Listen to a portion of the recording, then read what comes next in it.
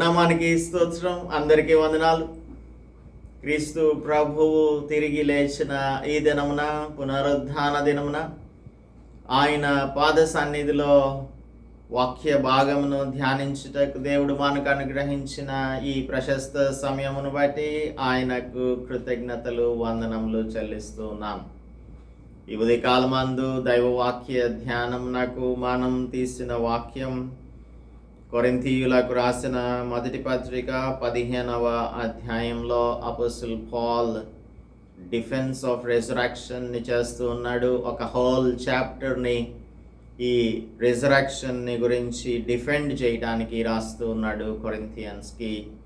దీనిని మనం ధ్యానం చేయటానికి ముందుగా ప్రార్థించుకుందాం. పరిశుద్ధుడా, మా ప్రియ రక్షక, మా ప్రభువా, క్రీస్తు ప్రభువును సిలువ వేసినటువంటి వారు ఆయన మరలా తిరిగి లేస్తాడన్న సంగతిని అర్థం చేసుకోలేకపోతున్నారు.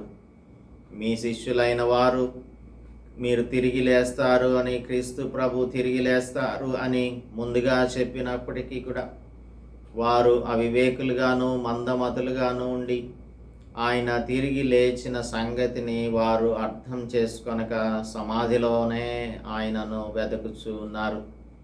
తండ్రి, మీరిచ్చిన జ్ఞానంతో మీ వాక్యమును, లేఖనములను అర్థం చేసుకున్న వారమైతే పునరుద్ధాన శక్తితో మేము జీవించగలుగుతాం గనుక ఈ ఉదయకాలమందు మీ వాక్యంతో మమ్మలను దర్శించమని, మాతో మాట్లాడమని క్రీస్తు యేసు పరిశుద్ధ నామంలో ప్రార్థిస్తున్నాం తండ్రి.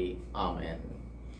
Good morning and welcome to the resurrection morning sermon.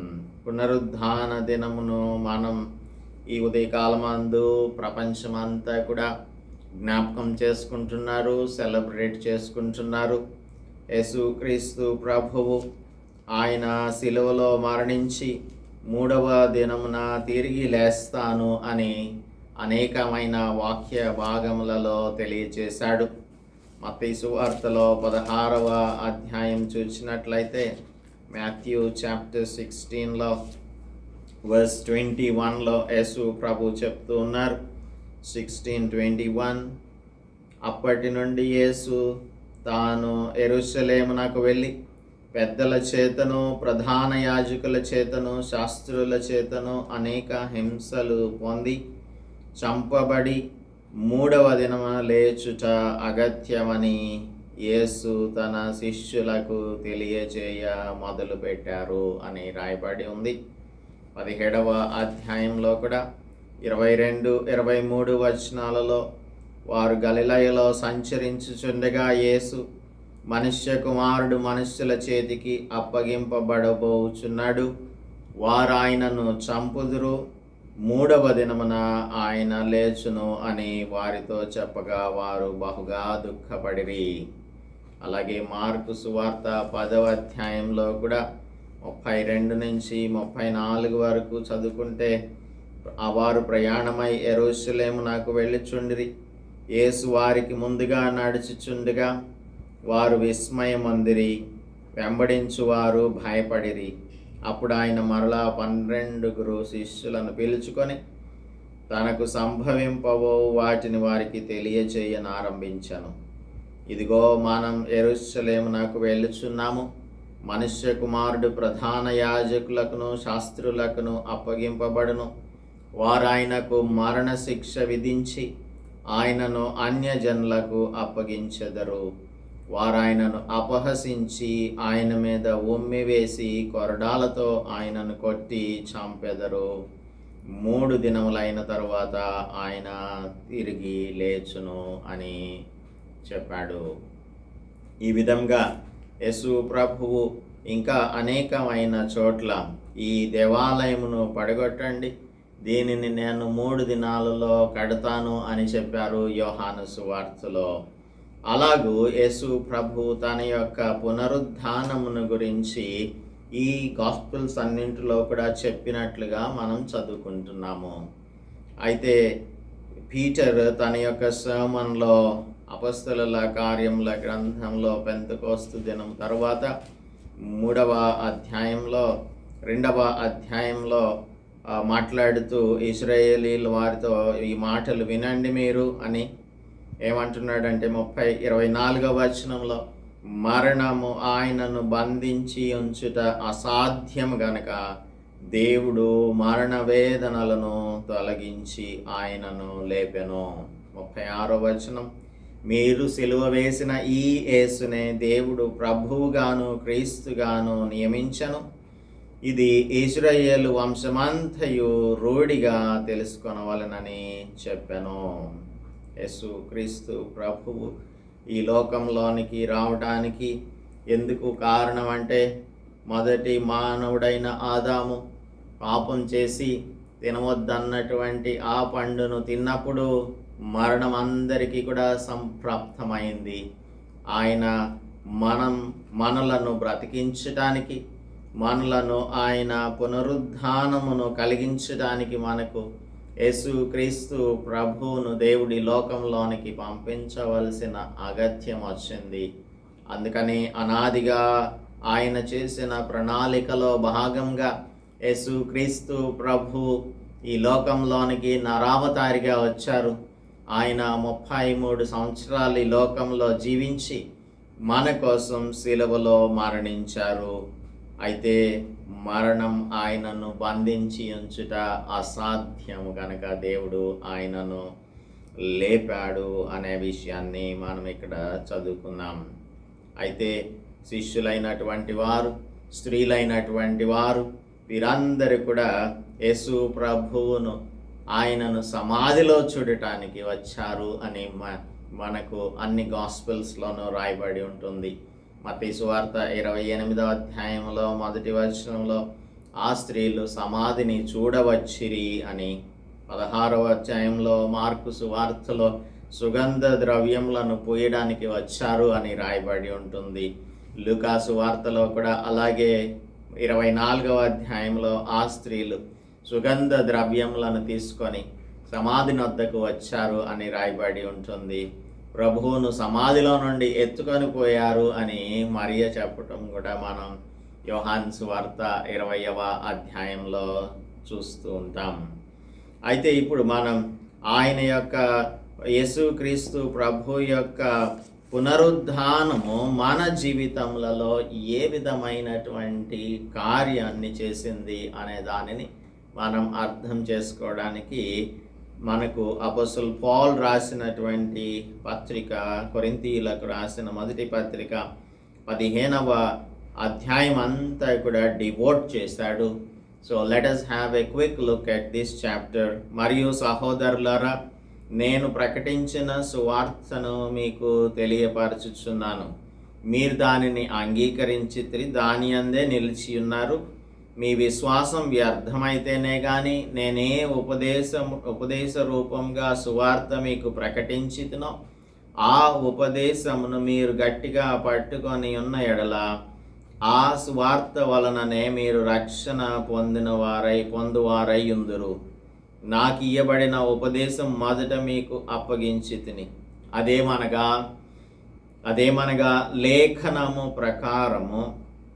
లేఖనముల ప్రకారం క్రీస్తు మన పాపముల నిమిత్తం మృతి పొందెను, సమాధి చేయబడెను, లేఖనముల ప్రకారం 3వ దినమున లేపబడెను.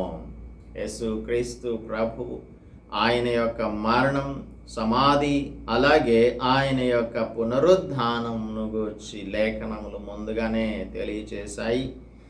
లేఖనముల ప్రకారం ఆయన 3వ దినాన లేచాడు. కేఫాకు, తర్వాత 12కి కనబడెను. అటు పిమ్మట 500 మందికి, 100లకు ఎక్కువైన సహోదరులకు ఒక్క సమయమందే కనబడెను. వీరిలో అనేకులు ఇప్పటి వరకు నిలిచి ఉన్నారు, కొందరు నిద్రించారు. అయితే తరువాత ఆయన యాకోబునకు, అటు తర్వాత అపొస్తలులందరికీ కనబడెను. అంతటా అందరికీ కడపట అకాలమందు పుట్టి ఉన్న నాకును కనబడెను అని ఆ రెజరక్షన్ తర్వాత యేసుక్రీస్తు ప్రభువు అందరికీ కూడా ప్రత్యక్షమైన సంగతిని తెలియజేస్తున్నాడు అపోస్తలుడు పౌలు. యేసుక్రీస్తు ప్రభు తిరిగి లేచిన తర్వాత ఆయన ప్రత్యక్షతను అనుగ్రహించారు. ఎందుకంటే the disciples must know that he is risen. ఆయన ఇక్కడ లేడు, ఆయన లేచి ఉన్నాడు అని లూకాసు వార్త 24వ అధ్యాయంలో ఆ దేవదూత వారికి తెలియచేసినట్లుగా, ఆ స్త్రీలకు తెలియచేసినట్లుగా చూస్తున్నాం. ఆయన లేచి ఉంటే మీరు మృతులలో ఆయనను ఏ విధంగా వెతుకుచున్నారు అని అంటున్నాడు. 24:5లో సజీవుడైన వానిని మీరెందుకు మృతులలో వెతుకుచున్నారు, ఆయన ఇక్కడ లేడు, ఆయన లేచి ఉన్నాడు అని చెప్పారు.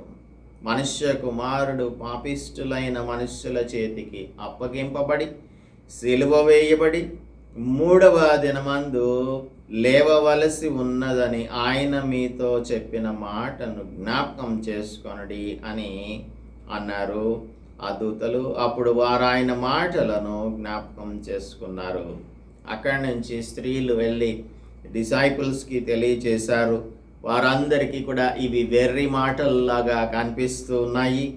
అలాగనే పీటర్ అయితే ఆ సమాధిలోనికి వెళ్ళి చూచి అక్కడ నారబట్టలు మాత్రమే కనిపించాయి అని ఆశ్చర్యపడుతూ ఇంటికి వెళ్ళిపోయాడు అని కూడా 24వ అధ్యాయంలో లూకాసు వార్తలో చదువుకుంటున్నాము. అయితే యేసుక్రీస్తు ప్రభు యొక్క పునరుద్ధానం లేనిదే, ఆయన పునరుద్ధానం లేనిదే మనకు నిరీక్షణ ఏమాత్రం కూడా లేదు. ఎందుకంటే ఆదికాండం గ్రంథంలో ఆదాము తినవద్దన్నటువంటి ఆ వృక్ష ఫలమును తిన్న తర్వాత ముందుగానే దేవుడు చెప్పాడు, నీవు అది తిను దినమున నిశ్చయముగా నీవు చచ్చదవు అని చెప్పాడు. ఆ విధంగా ఆత్మలో చనిపోయిన మనలను బ్రతికించాలి అంటే యేసు ప్రభువు నరావతారిగా ఈ లోకంలోనికి రావాలి. ఆయన వచ్చి మన కోసం సిలువలో మరణించాలి. ఆయన మరణించిన తర్వాత సమాధి ఆయనను ఏమాత్రము కూడా బంధించి ఉంచలేదు. ఆయనను దేవుడు తిరిగి లేపుతాడు అని లేఖనాల ద్వారా తెలియచేశారు. యేసుక్రీస్తు ప్రభువు కూడా తన శిష్యులకు చెప్పిన ఈ సంగతులను మనం తెలుసుకున్నాం. అయితే కొందరు ఏం చేస్తున్నారంటే, ఇప్పుడు అనేక మంది క్రిస్టియానిటీని నమ్మనటువంటి వారు, క్రీస్తు ప్రభువుని నమ్మనటువంటి వారు అనేకమైన దుష్ప్రచారాలు చేస్తూ ఉంటారు. ఎందుకంటే వారికి ఈ విషయాలన్నీ కూడా తెలియవు. వారు సువార్తకు వ్యతిరేకులు, క్రీస్తు నాకు వ్యతిరేకులుగాను ఉంటూ ఉన్నారు కనుక, ఆదాము స్వభావము కలిగినటువంటి వారిగా ఉంటూ ఉన్నారు కనుక రెజరెక్షన్ అనేది వారికి తెలియదు. తర్వాత it looks like something that is miraculous for them. ఇది సూపర్ న్యాచురల్గా జరిగింది కాబట్టి అది వారికి అర్థం కాదు. ఇహలోక సంబంధమైన మనస్సు గల వారికి మాత్రమును కూడా అర్థం కాదు. యేసుక్రీస్తు ప్రభువు లేపబడటం అంటే మనం ఆయనతో కూడా లేపబడతాము అనే దానికి నిరీక్షణ. That's the hope of resurrection we have. మనల్ని కూడా యేసు ప్రభు 2వ రాకడలో తిరిగి లేపుతాడు. మరణం నుంచి, సమాధి నుంచి మనకు విడుదలను అనుగ్రహిస్తారు అనేది మనం రూఢిగా నమ్మవలసి ఉన్న సత్యం.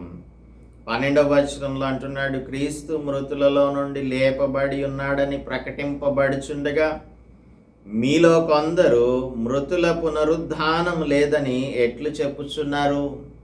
మృతుల పునరుద్ధానము లేని ఎడల క్రీస్తు లేపబడి ఉండలేదు. There is no use of Christ being resurrected if there is no resurrection of you and మీ.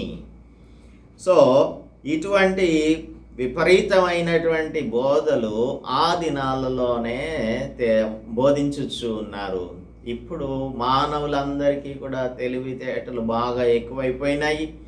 అందుకనే మనం హేతువాదం అని, రేషనలిజం అని, ఇంకేదేదో చెప్తూ మేము అథియిస్ట్స్ అని మనకి ఇవన్నీ కూడా సూపర్ న్యాచురల్గా కనిపిస్తాయి. కానీ దేవునికి అసాధ్యమైనది ఏది కూడా లేదు. The incarnation of Christ Jesus, యేసు ప్రభువు ఆయన కన్యక గర్భమున పుట్టాడు అని చెప్పినప్పుడు హౌ ఈజ్ ఇట్ పాసిబుల్ అని మానవ మనస్సుతో ప్రశ్నించేటువంటి వారు అనేకులు ఉంటూ ఉన్నారు. అలాగనే అసలు చనిపోయినటువంటి వ్యక్తి ఏ విధంగా తిరిగి లేస్తాడు అంటే, ప్రతి మానవుడు కూడా చనిపోయిన తర్వాత లేపబడి ఉండకపోవడాన్ని చూసి ఒక కంక్లూజన్కి వచ్చి చనిపోయిన ప్రతి ఒక్కరు కూడా అనంత లోకాలకు వెళ్ళిపోతారు అని, తిరిగి రాని లోకాలకు వెళ్ళిపోతారు అని మరి అందరూ కూడా అనుకుంటూ ఉంటారు. కానీ యేసు ప్రభువు లాజరు ధనవంతుని యొక్క ఉపమానం చెప్పినప్పుడు చాలా స్పష్టంగా, మనం మరణించిన తర్వాత there are only 2 destinations, one is hell and the other one is heaven. Those who accept that Christ Jesus is the Savior, యేసు ప్రభువు ఆయన రక్షకుడు, నా పాపముల నుంచి ఆయన నన్ను విడిపిస్తాడు అని ఎవరైతే అంగీకరిస్తారో వారిని దేవుడు రక్షించి ఆయన నిత్య జీవాన్ని అనుగ్రహించడానికి పరలోక రాజ్యం నాకు తీసుకొని వెళ్తారు అని మనకు స్పష్టంగా ఆ ఉపమానం తెలియజేస్తుంది. ఎక్కడైతే దేవుని మాట విననటువంటి వాడు ఉన్నాడో, ఆ ధనవంతుడైనటువంటి వాడు నరకంలో నిత్య నరకంలో ఉంటూ ఉన్నాడు. అక్కడ లాజరును నా కోసం పంపించి తన వేలి కొనను నీటిలో ముంచి నా దాహమును తీర్చడానికి పంపించు అని అబ్రహామును రిక్వెస్ట్ చేస్తున్నట్లుగా మనం చదువుకుంటున్నాం. సో చనిపోయినటువంటి వారు ఈ లోకంలో కన్నులు మూసిన తర్వాత వెంటనే మనం కళ్ళు తెరిసేది రక్షింపబడినటువంటి వారైతే దేవుని యొక్క రాజ్యంలో కళ్ళు తెరుస్తారు. రక్షణ పొందనటువంటి వారి కోసం దేవుడు తీర్పును రిజర్వ్ చేసి ఉంచాడు. వారికి నిత్యాగ్ని గుండమును ఆయన వారికి ప్రెజెంటేషన్గా ఇస్తాడు. అలాంటప్పుడు క్రీస్తు లేపబడి ఉండని ఎడల మనం చేసేటువంటి ప్రకటన అంతా కూడా వ్యర్థమే, మన విశ్వాసం అంతా కూడా వ్యర్థమే. దేవుడు క్రీస్తును లేపెనని ఆయనను గురించి మేము సాక్ష్యం చెప్పి ఉన్నాము.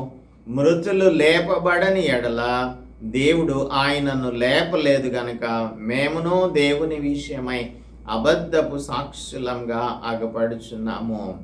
మృతులు లేపబడని ఎడల క్రీస్తు కూడా లేపబడి ఉండలేదు. క్రీస్తు లేపబడని ఎడల మీ విశ్వాసం వ్యర్థమే, మీరింకను మీ పాపములలోనే ఉన్నారు. అంతేకాదు క్రీస్తునందు నిద్రించిన వారును నశించిరి. ఈ జీవితకాలం మట్టుకే మనం క్రీస్తునందు నిరీక్షించు వారమైన ఎడల మనుషులందరికంటే దౌర్భాగ్యులంగా ఉంటాము. అందుకే he is giving the defense of resurrection and he is giving answers to the people who deny resurrection of the body of human beings. 12 నుంచి 19 వరకు ఎవరైతే దీనిని అంగీకరించట్లేదో వారికి జవాబును చెప్తూ ఉన్నాడు. ఇప్పుడైతే నిద్రించిన వారిలో ప్రథమ ఫలముగా క్రీస్తు మృతులలో నుండి లేపబడి ఉన్నాడు. మనుష్యుని ద్వారా మరణము వచ్చను గనుక మనుష్యుని ద్వారానే మృతుల పునరుద్ధానము కలిగెను. ఆదామునందు అందరూ ఎలాగూ మృతి పొందుచున్నారో అలాగుననే క్రీస్తునందు అందరూ బ్రతికింపబడుదురు. ప్రథమ ఫలము క్రీస్తే. క్రీస్తు వచ్చినప్పుడు ఆయన వారు బ్రతికింపబడతారు. That is the hope we have. అందుకనే మనం యేసు ప్రభు మనకు రక్షకునిగా ఉండాలని కోరుకున్నాము. యేసు ప్రభువుని మనం అంగీకరించాము. యేసు ప్రభు రెండవ రాకడలో తిరిగి వచ్చినప్పుడు మనం ఒకవేళ మృతులమైతే మనలను సమాధిలో నుంచి ఆయన బయటకు తీసుకొని వస్తారు, పునరుద్ధానమునిస్తారు. ఒకవేళ మనం ఇంకా జీవించుచు ఉంటే కనురెప్పపాటులో మనం మహిమ శరీరాన్ని ధరిస్తాము. తెసలోనికైలకు రాస్తూ మొదటి పత్రికలో అపోస్తలుడు పౌలు క్లారిటీ ఇస్తున్నాడు.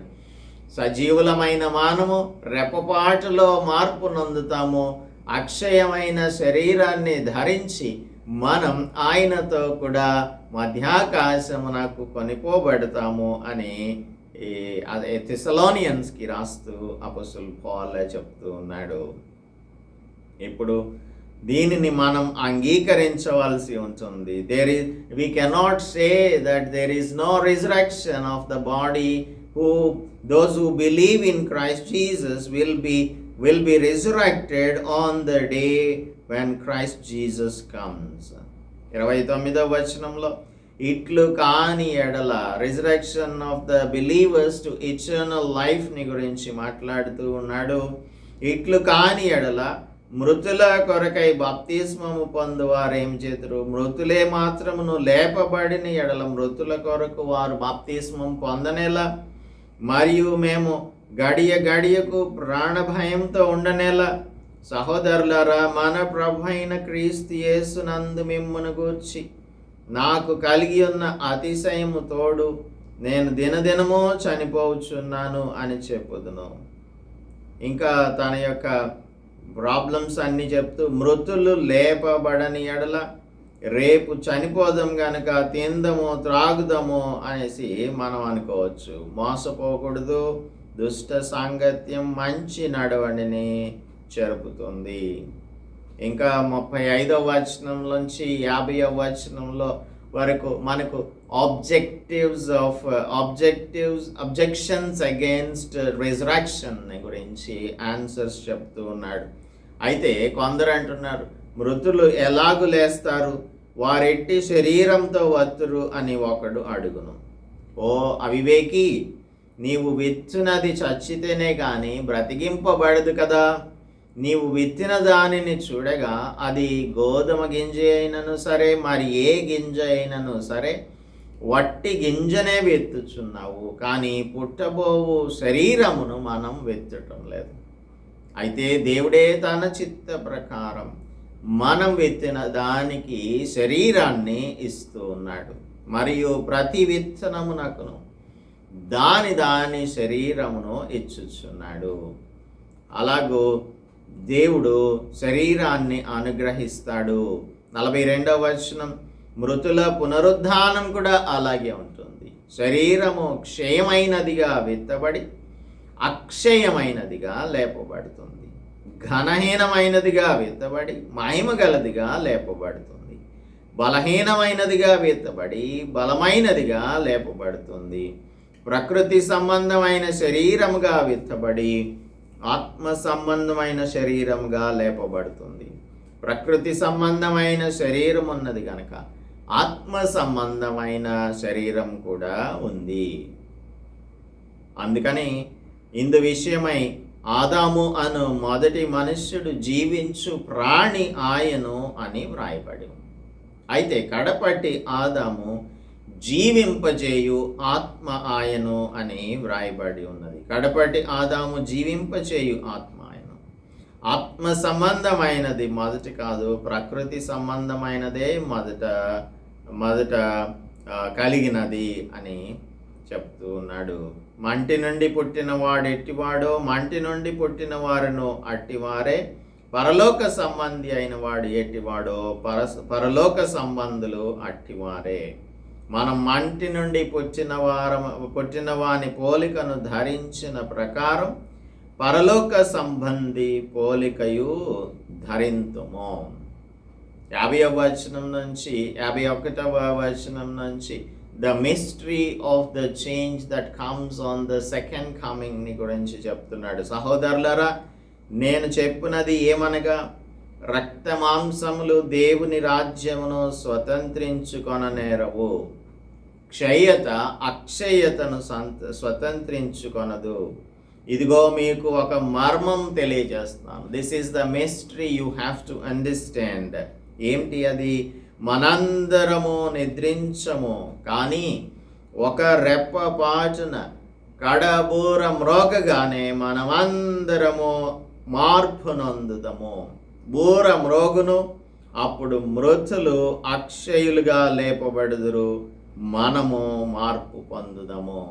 అనగా క్రీస్తునందు మృతులైనటువంటి వారు ఎప్పుడైతే ట్రంపెట్ కాల్ వినిపిస్తుందో, కడబూర మ్రోగుతుందో, the Lord Jesus Christ coming ని గురించి ప్రకటన వెలువడుతుందో, అప్పుడు అక్షయులుగా లేపబడతారు మృతులైనటువంటి వారు. ఎవరైతే జీవించి ఉంటారో వారు రెప్పపాటున వారు మార్చబడతారు, మార్పు పొందుతారు. క్షయమైన ఈ శరీరము అక్షయతను ధరించుకొనవలసి ఉన్నది. మర్త్యమైన ఈ శరీరము, మోర్టల్ బాడీ, అమర్త్యతను ధరించుకొనవలసి ఉన్నది. ఇమ్మొర్టాలిటీని సంపాదించుకోవాలి. ఈ క్షయమైనది అక్షయమైనది ధరించుకొనినప్పుడు, అక్షయతను ధరించుకొనినప్పుడు, ఈ మర్త్యమైనది అమర్త్యతను ధరించుకొనినప్పుడు, ఇక్కడ రాయబడి ఉన్నటువంటి ఈ మాట, విజయమందు మరణము మృంగివేయబడెను అని వ్రాయబడిన వాక్యము నెరవేరును. యెషయా గ్రంథం 25వ అధ్యాయంలో రాయబడి ఉన్నటువంటి ప్రాఫెసీని అపోస్తలుడు పౌలు ఇక్కడ కోట్ చేస్తూ ఉన్నాడు. విజయమందు మరణం మృంగివేయబడెను అనే వాక్యము నెరవేరును. ఓ మరణమా నీ ముల్లెక్కడ?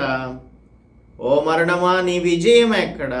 మరణపు ముళ్ళు పాపం, పాపమునకున్న బలం ధర్మశాస్త్రమే.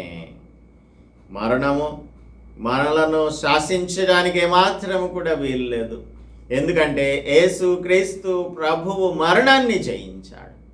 ఆ మరణమును జయించుట కొరకు, మనం కూడా జయించుట కొరకు ప్రథమ ఫలముగా క్రీస్తు ప్రభువు పునరుద్ధానుడై తిరిగి లేచాడు. This is what we have the link between Christ's resurrection and our resurrection. మన పునరుద్ధానమునకు, క్రీస్తు పునరుద్ధానమునకు ఉన్నటువంటి ఆ సంబంధము అదే. అందుకే మరణం యొక్క ముళ్ళును ఆయన విరిచేశాడు. మరణపు ముళ్ళు ఏంటి? పాపం.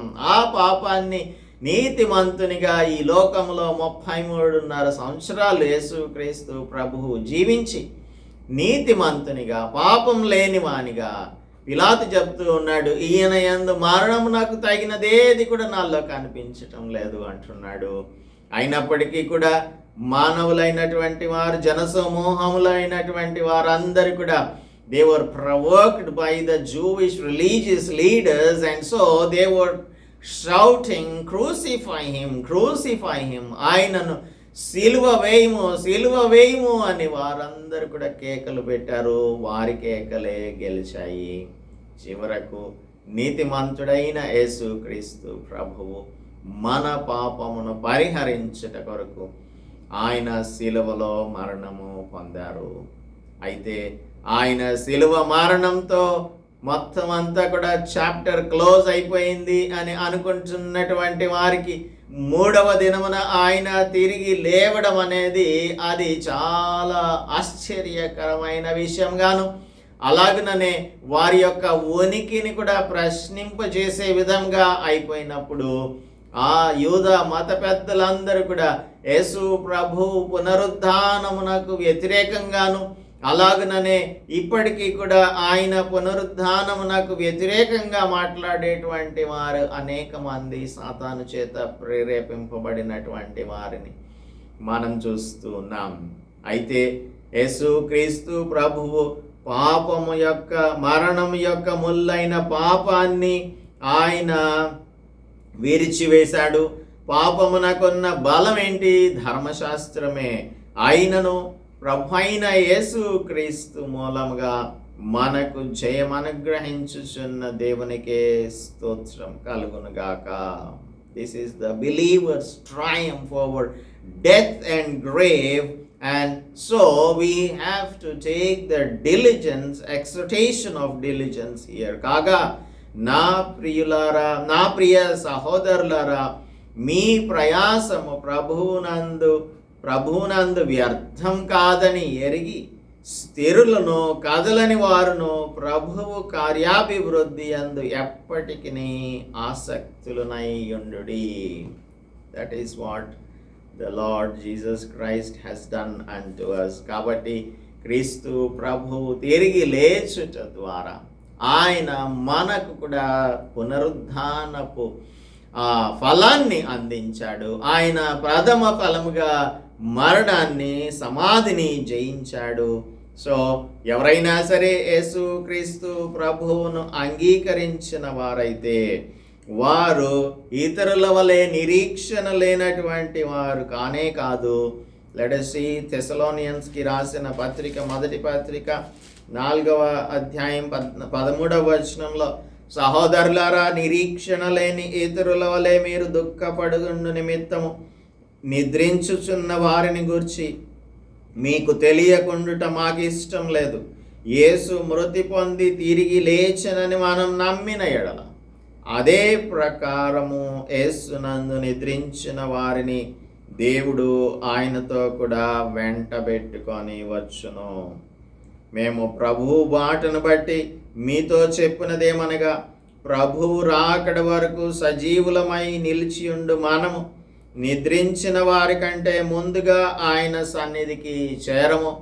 ఆర్భాటముతోనూ ప్రధాన దూత శబ్దంతోనూ దేవుని బూరతోనూ పరలోకము నుండి ప్రభువు దిగి వచ్చును. క్రీస్తు నందుండి మృతులైన వారు మొదట లేతురు.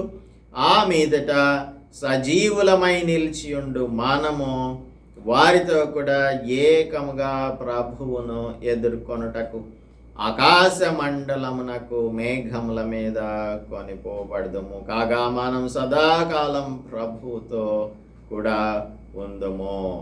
కాబట్టి ఈ మాటల చేత ఒకరినొకరు ఆదరించుకొనుడి.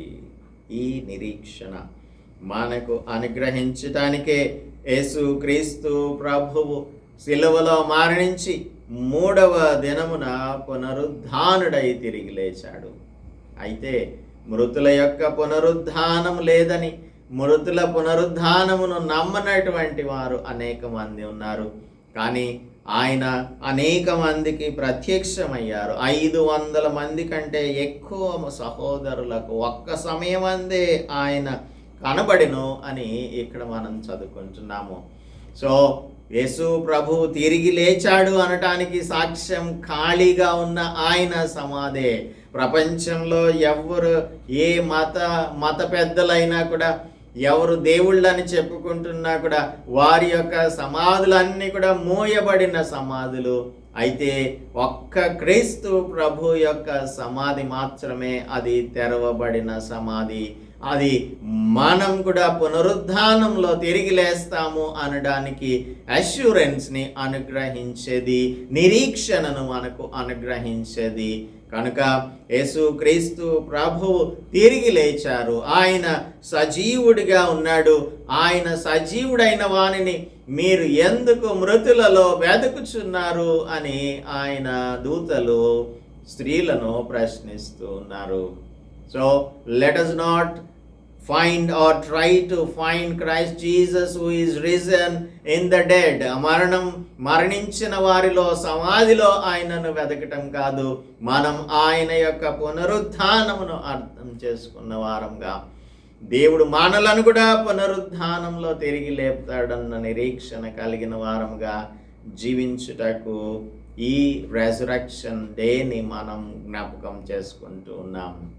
అందునిమిత్తం మనకు కావలసింది ఆయన యొక్క పునరుద్ధాన శక్తిని కలిగిన వారంగా, ఆయన యొక్క సువార్తను ప్రకటించేటువంటి వారంగా ఉండాలి. ఆయన శిష్యులకు యేసు ప్రభువు ప్రత్యక్షమై, 2 శిష్యులు ఎమ్మాయి మార్గమునకు వెళ్తూ ఉన్నప్పుడు వారికి ఆయన ప్రత్యక్షమయ్యాడు.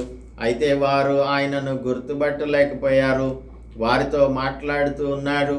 అయితే ఆయన వారితో మాట్లాడుతూ ఉన్నప్పుడు వారు అంటున్నారు, చూడండి 32వ వచనంలో, లూకాసు వార్త 24:32లో, వారి కన్నులు తెరవబడి, 31 కూడా చదువుతున్నాను, వారి కన్నులు తెరవబడి ఆయనను గుర్తుపట్టిరి. అంతటా ఆయన వారికి అదృశ్యుడాయను. అప్పుడు వారు ఆయన త్రోవలో మనతో మాట్లాడుచు లేఖనములను మనకు బోధపరచుచున్నప్పుడు మన హృదయం మనలో మండుచుండలేదా? ఈ హృదయంలో మంట వారు గ్రహించగలుగుతున్నారు. యేసు ప్రభు తిరిగి లేచాడు అన్న సత్యాన్ని మనం తెలుసుకున్న వారముగా, హృదయంలో ఆ మంట కలిగినటువంటి వారముగా ఇతరులకు ఆయనను గూర్చి చెప్పేటువంటి వారంగా ఉండాలి. తర్వాత వాళ్ళు చేసింది ఏంటంటే, ఆ గడియలోనే వారు లేచి యెరూషలేమునకు తిరిగి వెళ్ళి 11 శిష్యులను వారితో కూడా ఉన్న వారితో కూడి వచ్చారు. ప్రభువు నిజంగా లేచి సీమోనుకు కనబడినని చెప్పుకుంటున్నారు. వారిది విని త్రోవలో జరిగిన సంగతులను, ఆయన రొట్టె విరుచుట వలన తమకు ఎలాగూ తెలపబడినో అదియు తెలియజేసిరి. ఎప్పుడైతే ఇదంతా కూడా వారు తెలుసుకున్నారో దేవునికి సాక్షులుగా జీవిస్తూ ఉన్నారు. సో ఒకవేళ మనం ఈ యెరూషలేము నుంచి దూరంగా వెళ్ళిపోతున్నటువంటి శిష్యులను దేవుడు యేసు ప్రభు వారికి ప్రత్యక్షమయ్యి లేఖనములను గురించి వారికి తెలియచేశాడు. తెలియచేసినప్పుడు వారికి అర్థమైంది యేసు ప్రభువే మనతో మాట్లాడుతున్నాడు అని. ఆ పునరుద్ధానుడైన యేసు క్రీస్తు ప్రభు మన హృదయంలో మంటను కలిగించాడు. ఆ మంట మనం మన హృదయములలో ఉంచుకున్న వారముగా, ఆయనను గూర్చి ప్రకటించే వారముగా ఉండాలి అని ఈ పునరుద్ధాన దినమున దేవుడు మనందరికీ కూడా బోధిస్తూ ఉన్నాడు. కనుక ఆయన కొరకు సాక్షులముగా మనముందాం. ఇదిగో ఇది మొదలుకొని సదాకాలం నేను మీకు తోడుగా ఉంటాను అని యేసు ప్రభువు వాగ్దానం చేశాడు. ఆయన మీరు సర్వలోకమునకు వెళ్ళి సర్వ సృష్టికి సువార్తను ప్రకటించమని చెప్పాడు. సో ఆయన పునరుద్ధానమును గురించి మనం సంఘంలో కూడుకొని ఆయన తిరిగి లేచాడు అని పాటలు పాడుకుంటూ మన జీవితాన్ని మాత్రమే జీవిస్తూ యేసు క్రీస్తు ప్రభు యొక్క పునరుద్ధానమును గురించి, మానవుల యొక్క పునరుద్ధానమును గురించి ప్రకటించకుండా ఉన్నట్లయితే దాని వలన ఏమాత్రమును ప్రయోజనం లేదు. అందుకే ఆయన పునరుద్ధాన శక్తితో నింపబడినటువంటి మనం ఆయన కొరకు జీవించాలి. అందుకు దేవుడు మనందరికీ సహాయం చేయనుగాక. ప్రార్థించుకుందాం. పరిశుద్ధుడా, మా ప్రియ రక్షక, మా ప్రభువా, ఈ పునరుద్ధాన దినమున మీ పాద సన్నిధిలో మీ మాటలను ధ్యానించుకునే భాగ్యం ఇచ్చినందుకై స్తుతులు చెల్లిస్తున్నాం. మృతుల పునరుద్ధానమును గురించి మేము నమ్మకపోతే క్రీస్తు యొక్క పునరుద్ధానం ఎందుకు కూడా ప్రయోజనం లేనటువంటిది. క్రీస్తు లేపబడకపోతే మేమందరం కూడా చేస్తున్నటువంటి భక్తి కూడా అనవసరమే. మా కోసము మానవాళినంతటినీ కూడా పాపం నుంచి, మరణం నుంచి, శాపం నుంచి విడిపించుటకు మీ కుమారుడు యేసుక్రీస్తు శిలువలో మరణించి ఆయన పాపమును జయించారు, మరణమును జయించారు, సమాధిని జయించారు. అదేవిధంగా మేము కూడా నిరీక్షణ కలిగినటువంటి వారముగా మీ కుమారుడు తిరిగి వచ్చినప్పుడు మేమందరం కూడా ఆయనతో కలిసి మధ్యాకాశమునకు కొనిపోబడతాము అని మేము నాయన నమ్ముటకు మాకు సహాయం దయచేసి అదే సత్యమును ఇతరులకు మేము ప్రకటించగలగటానికి మాకందరికీ కూడా సహాయము అనుగ్రహించమని క్రీస్తు యేసు పరిశుద్ధ నామములో ప్రార్థిస్తున్నాము తండ్రి. ఆమేన్. దేవుని నామానికి స్తోత్రం. అందరికీ వందనాలు. దేవుని యొక్క పునరుద్ధాన శక్తితో నింపబడిన వారంగా ఆయన కొరకు మనందరం కూడా జీవించుటకు దేవుడే మనకు సహాయం చేయునుగాక.